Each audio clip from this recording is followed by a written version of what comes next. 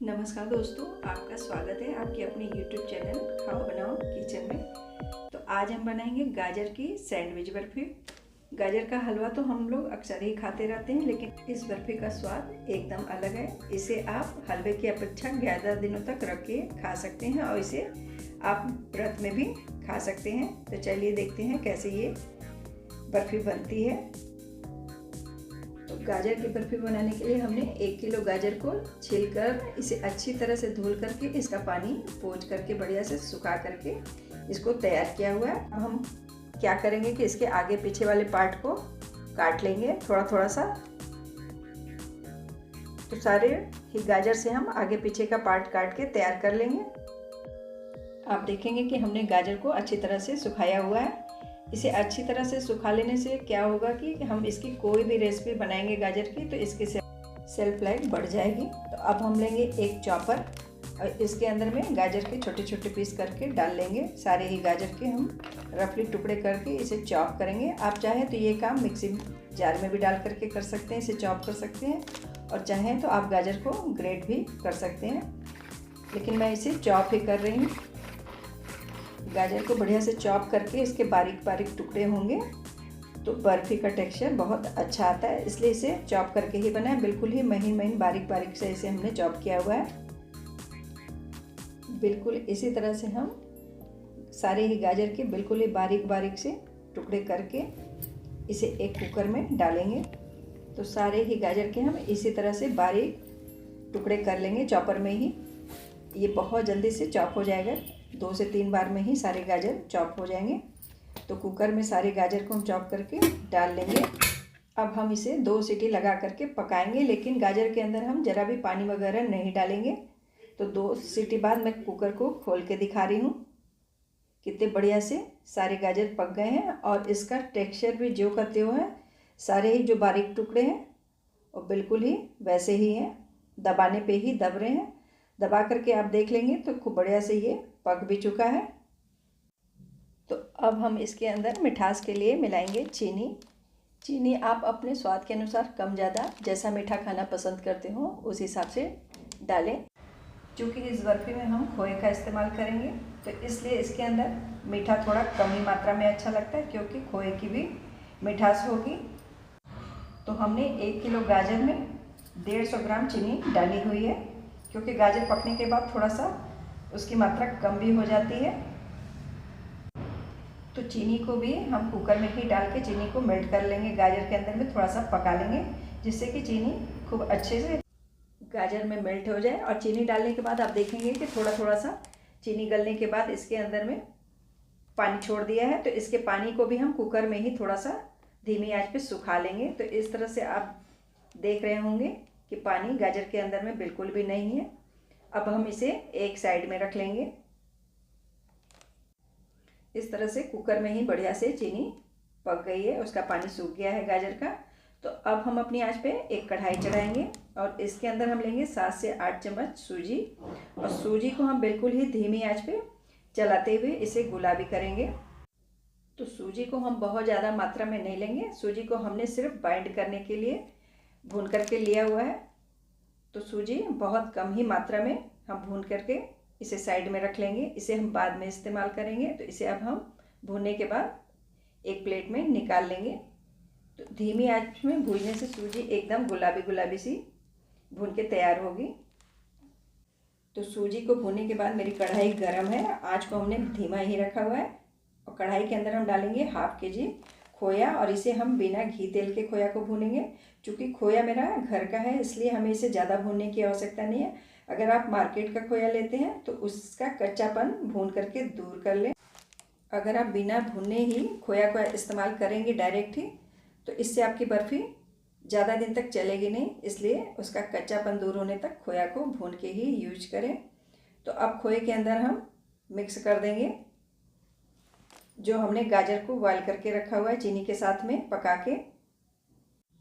अब फिर से हम इसे खोए के साथ मिक्स करते हुए अच्छे से भूनेंगे, जिससे कि इसके अंदर जो भी थोड़ा बहुत पानी का अंश है वो सूखता जाए। तो इसे हम फैला फैला के भूनेंगे, जिससे कि खोया खूब अच्छे से मिक्स हो जाए। और इसके अंदर हम फ्लेवर के लिए डालेंगे इलायची का पाउडर आधा चम्मच, इलायची का पाउडर डाल के भी हम इसे भूनेंगे।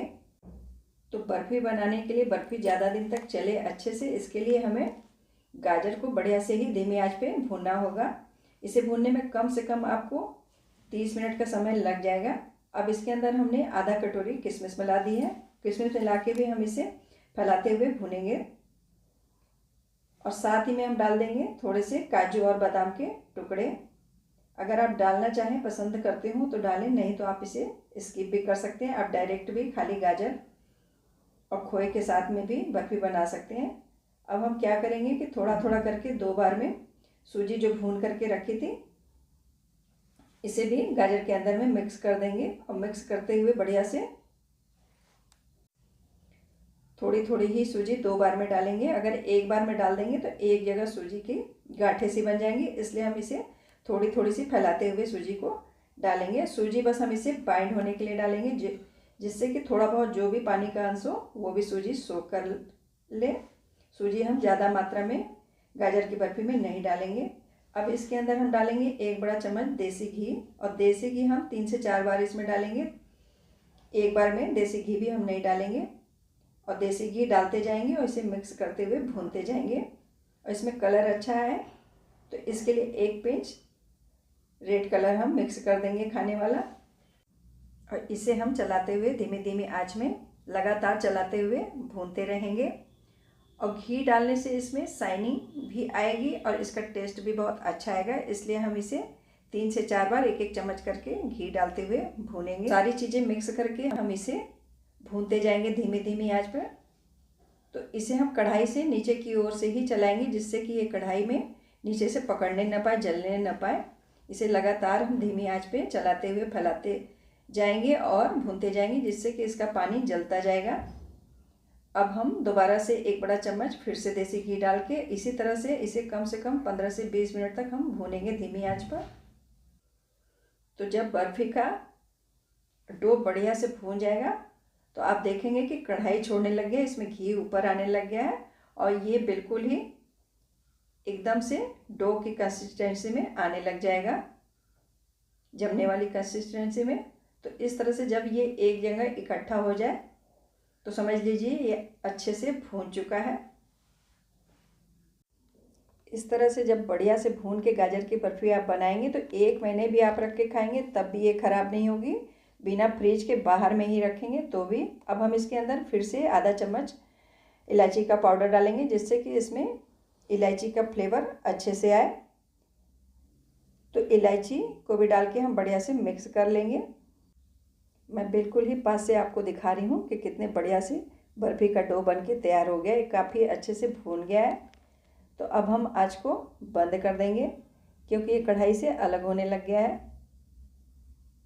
तो ये जमने वाली कंसिस्टेंसी में आ चुका है। अब हम इसे एक साइड में रख, इसे जमाने के लिए हम एक बर्तन तैयार करेंगे। तो इसके लिए हमने केक टिन ली हुई है, आप चाहें तो इसे थाली या प्लेट में भी जमा सकते हैं, और चाहें तो जो बर्फ़ी वाली ट्रे होती है उसमें भी इसे जमा सकते हैं। तो हमने केक टिन को घी से ग्रीस करके इसके अंदर बटर पेपर लगाया हुआ है और इसके अंदर हम एक लेयर तैयार गाजर के डो की फैला देंगे। तो इसे हम बढ़िया से पूरे ही केक टिन में फैला लेंगे एक लेयर। तो इसे हम चम्मच से बढ़िया से फैलाएंगे दबा दबा करके, जिससे ये बढ़िया से एकदम एक सी फैले, कहीं मोटी कहीं पतली सी ना हो, जिससे बर्फ़ी बढ़िया से बनेगी। तो अब इसके ऊपर हम दूसरी लेयर लगाएंगे खोए की। तो भुने हुए खोए को भी हम बढ़िया से डाल के चम्मच की सहायता से पूरे ही डिब्बे में फैला लेंगे और इसके ऊपर डालेंगे काजू और बादाम के टुकड़े। तो पूरे डिब्बे में ही हम काजू बादाम के टुकड़े फैलाएंगे। आप चाहें तो काजू बादाम को पीस करके भी फैला सकते हैं, एकदम बारीक बारीक करके भी, तब भी वो अच्छा लगेगा खाने में। और फिर ऊपर से हम गाजर के डो को डाल करके बढ़िया से दबा देंगे, पूरे डिब्बे में चम्मच से दबाते हुए एक सा कर लेंगे। और फिर से दोबारा हम इसके ऊपर भुने हुए खोए की लेयर एक और डाल के बढ़िया से फैलाएंगे, जैसे कि पहले फैलाया हुआ था। चम्मच से ही हम दबा दबा करके खोए को भी इस तरह से फैला लेंगे। तो इस बर्फ़ी को बनाने में हमने 2 लेयर खोए की लगाई हुई है और 2 लेयर गाजर की लगाई हुई है।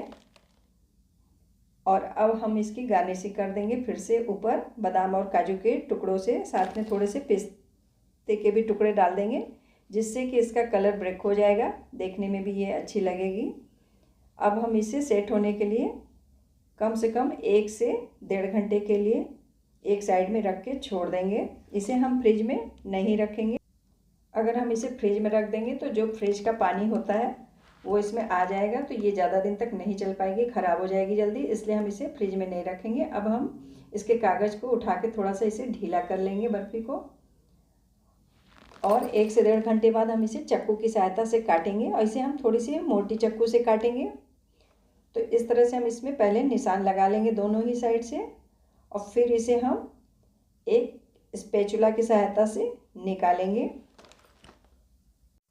तो कितनी बढ़िया बर्फ़ी दिखाई दे रही है।